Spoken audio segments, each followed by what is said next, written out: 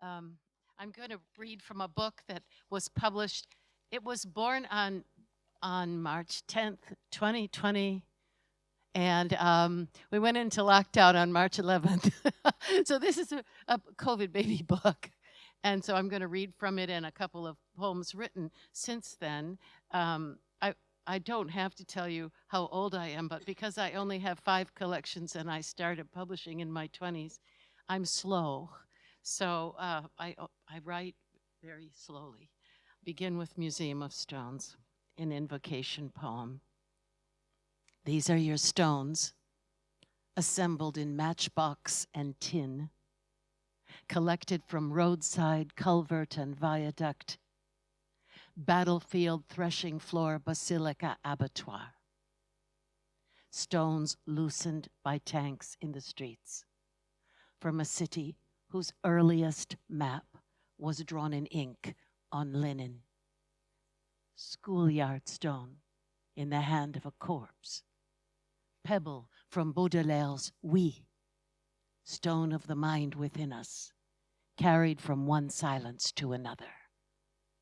Stone of cromlech and cairn, schist and shale, hornblende, agate, marble, millstones, ruins of choirs and shipyards, chalk, marl, mudstone from temples and tombs, stone from the silvery grass near the scaffold, stone from the tunnel lined with bones, lava of a city's entombment, stones chipped from lighthouse, cell wall, scriptorium, paving stones from the hands of those who rose against the army, stones where the bells had fallen, where the bridges were blown, those that had flown through windows, weighted petitions, feldspar, rose quartz, blue schist, Nice and Chert, fragments of an abbey at dusk,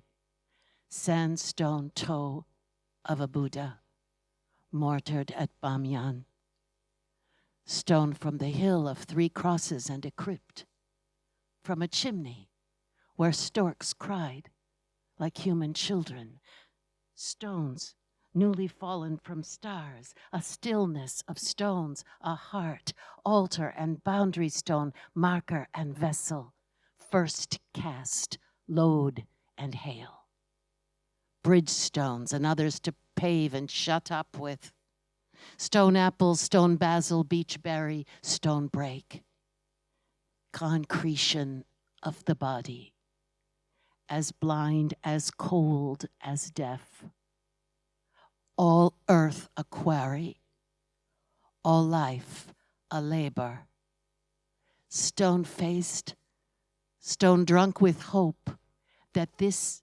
assemblage of rubble taken together would become a shrine or holy place, an ossuary, immovable and sacred, like the stone that marked the path of the sun as it entered the human dawn.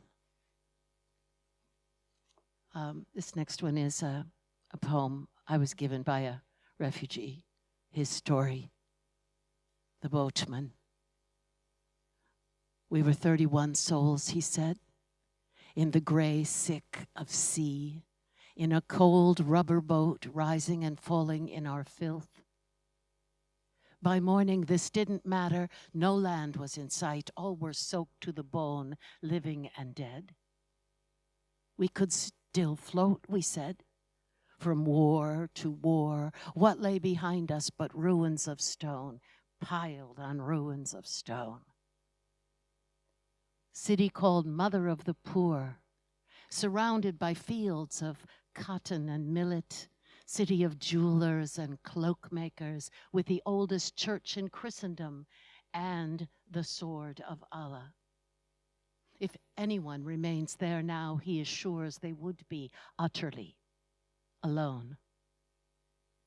There is a hotel named for it in Rome, 200 meters from the Piazza di Spagna, where you can have breakfast under the portraits of film stars.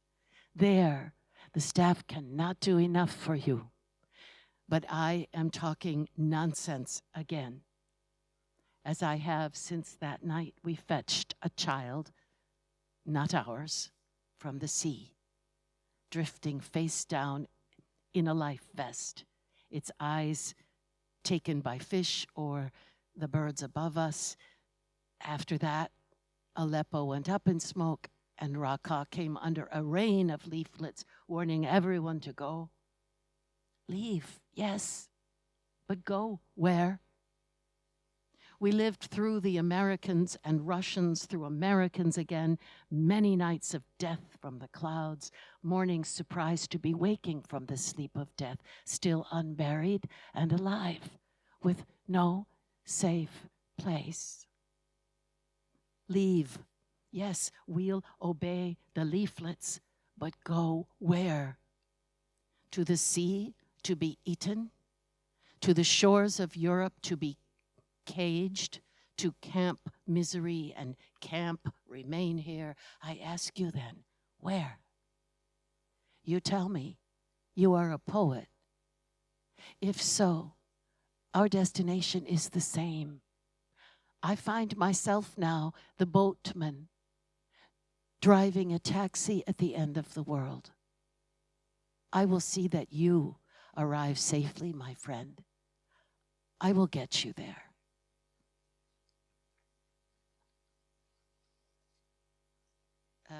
The lightkeeper. This particular lighthouse is in Ireland. It's the Hook Lighthouse, right across the water from the Crook Lighthouse. A night without ships, foghorns calling into walled cloud, and you still alive, drawn to the light as if it were a fire kept by monks. Darkness once crusted with stars, but now death dark as you sail inward. Through wild gorse and sea wrack, through heather and torn wool you ran, pulling me by the hand, so I might see this for once in my life, the spin and spin of light, the whirring of it. Light in search of the lost, there since the era of fire, era of candles and hollow wick lamps, whale oil and solid wick, colza and lard, kerosene and carbide, the signal fires lighted on this perilous coast in the Tower of Hook. You say to me, stay awake. Be like the lens maker who died with his lungs full of glass. Be the yew in blossom when bees swarm. Be their amber cathedral. And even the ghosts of Cistercians will be kind to you. In a certain light, as after rain, in pearled clouds or the water beyond, seen or sensed water, sea or lake, you would stop still and gaze out for a long time. Also when fireflies opened and closed in the pines and a star appeared, our only heaven. You taught me to live like this, that after death it would be as it was before we were born. Nothing to be afraid, nothing but happiness, as unbearable as the dread from which it comes. Go toward the light always. Be without ships. The Lost Suitcase.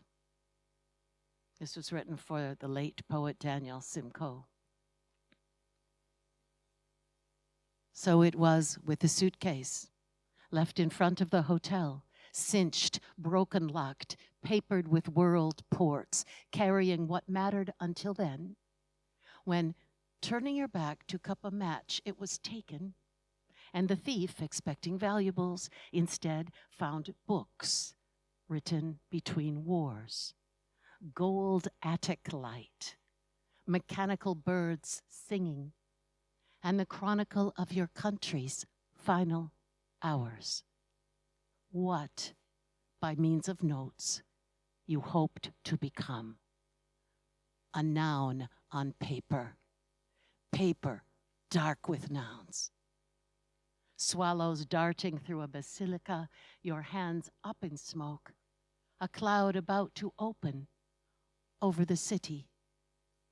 Pillows breathing shallowly where you had lain. A ghost in a hospital gown. And here, your voice, principled, tender, soughing through a fence woven with pine boughs. Writing is older than glass, but younger than music. Older than clocks or porcelain, but younger than rope. Dear one who even in speaking is silent, for years I have searched, usually while asleep, when I have found the suitcase, open, collecting snow, still holding your vade-mecum of the infinite, your dictionary of the no longer spoken, a commonplace of wounds casually inflicted, and the slender ledger of truly heroic acts. Gone is your atlas of countries unmarked by war. Absent your manual for the preservation of ours. The incunabulum is lost, both your earliest book and a hatching place for your mechanical birds, but the collection of aperçus having to do with light laying its eggs in your eyes was found, along with the prophecy that all mass murders were early omens. In an antique bookshop, I found your catechism of atrophied faiths. So I lay you to rest without your psalter, nor the monograph wherein you state your most unequivocal and hard-won proposition, that everything must happen, but to whom doesn't matter. Here are your books, as if they were burning. Be near now, and wake to tell me who you were. A new poem was also written for him. He was a translator of Georg Trakl. The new poem is called Translation.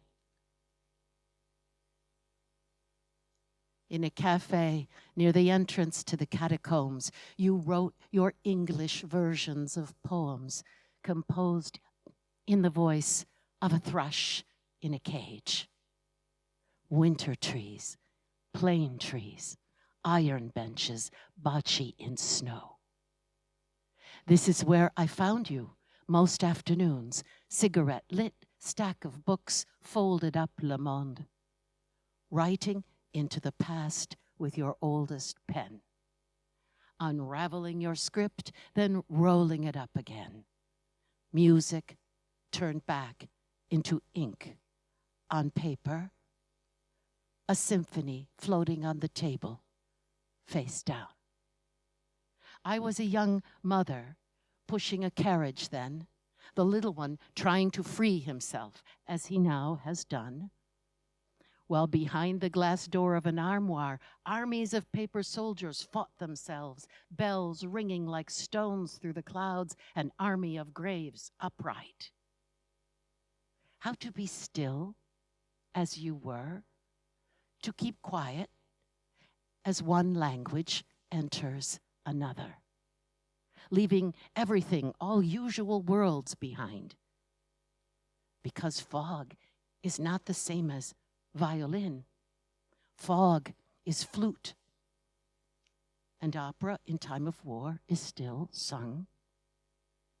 You wrote like a blind mole in a tunnel, dreaming of stars.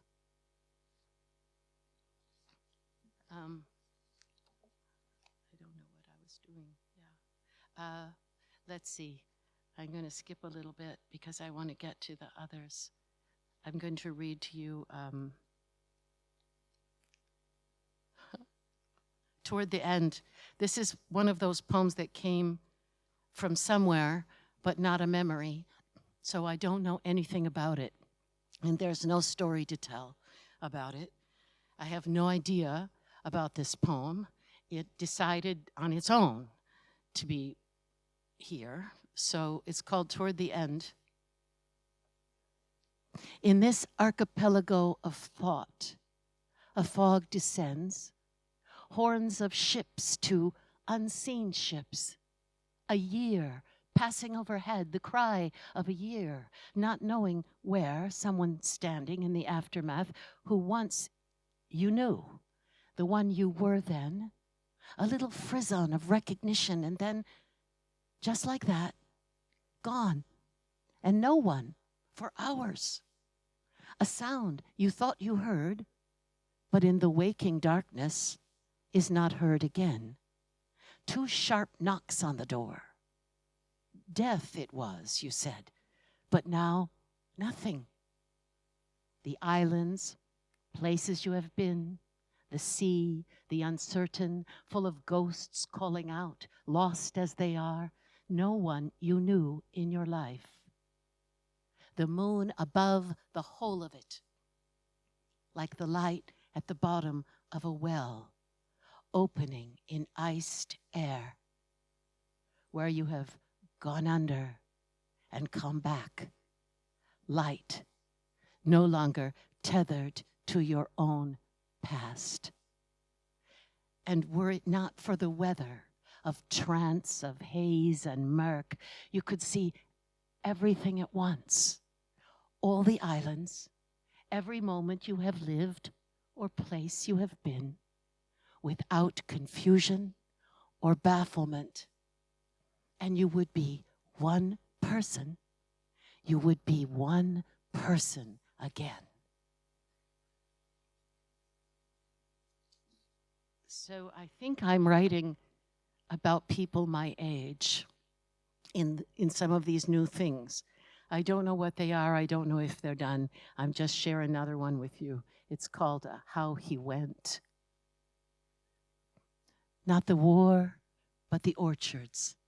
Not flight from aerial bombardment, but lunches under linden trees with fig jam, cheese, and oysters simmered in milk. I still have the quilt made from swatches of clothing sewn for wealthy women out of dark velvet where sleep the stars of winter. I keep it in a box with the library scarf, my tailor's chalk and straight pins stuck in a cushion. In the quilt, there is a square of silk from the dress I made for a countess. Silk, the color of sky before rain, laces dipped in tea, and a corset of whalebone. It never ceases to amaze what the rich throw away. Shoes still with soles, clothes no moths have eaten. Today we had herring and cream for breakfast. I wanted schnapps. They wouldn't give me that, so all day I pretended to be far away. When my husband's heart stopped, he was chopping wood for winter. He fell into the snow, and the snow was still falling into his eyes when I found him. And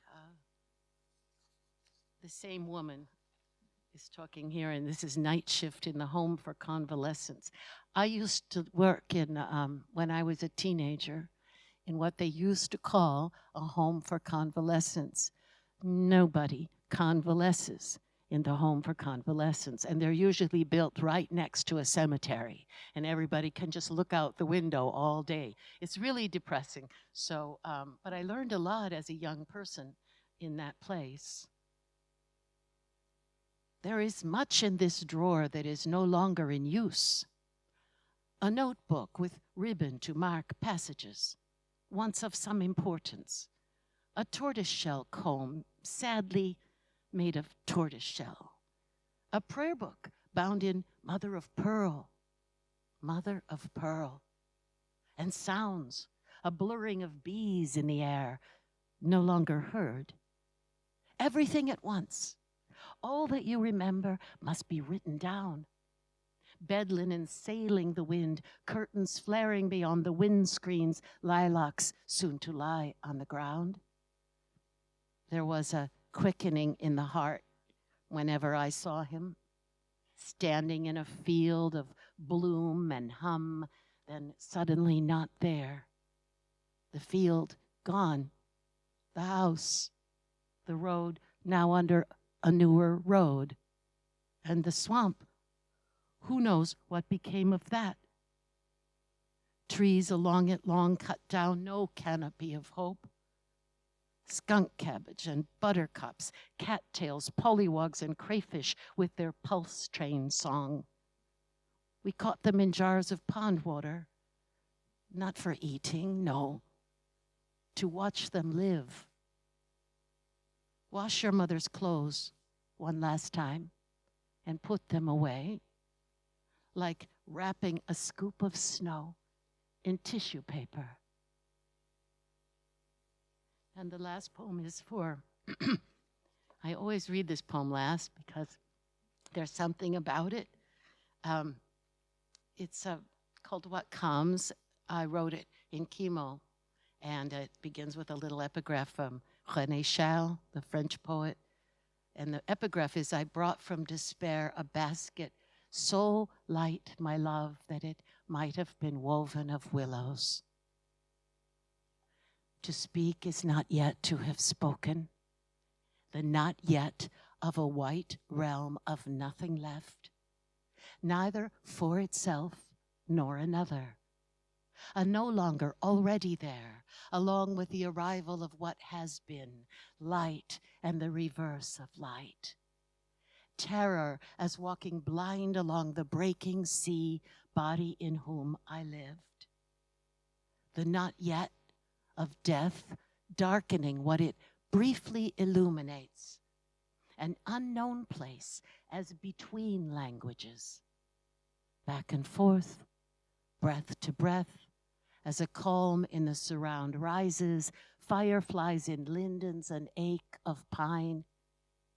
You have yourself within you. Yourself, you have her.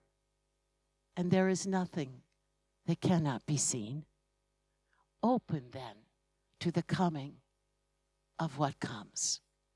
Thank you.